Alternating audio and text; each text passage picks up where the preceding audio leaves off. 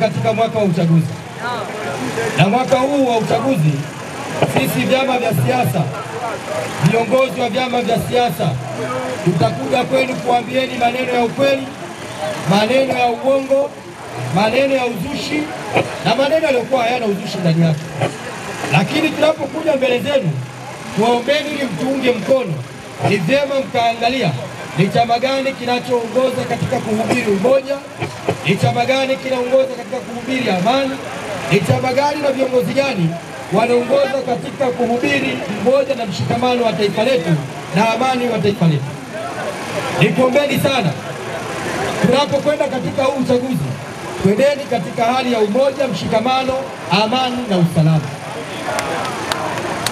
Ndugu zangu, tumemaliza uchaguzi wa serikali za mitaa. Tulikuwa vyama 19. Na leo tunajiandaa kwenda kwenye uchaguzi mkuu. Tuko vyama 18. Kwa taarifa nilizonazo, chama kimoja kiliamua kutia mpira papani.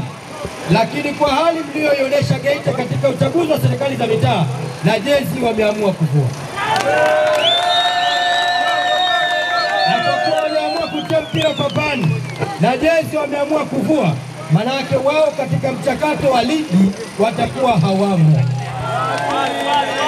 Na kwa kuwa sisi tuliheshimu mawazo yao na msimamo wao wakuta kushiriki katika ligi na mechi hii, na wao wanapaswa kuheshimu na kuthamini uchaguzi wetu na mechi yetu tunaokwenda kucheza Oktoba 2025.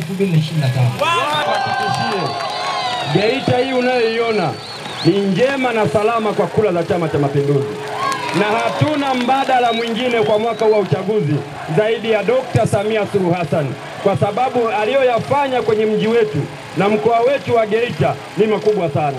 Tutakwenda kusimama Dr. Samia Suluhu Hassan utakapofika wakati wa kula, na ahadi ya vijana hawa, wabunge, madiwani pamoja na rais watatokana na Chama cha Mapinduzi peke yake.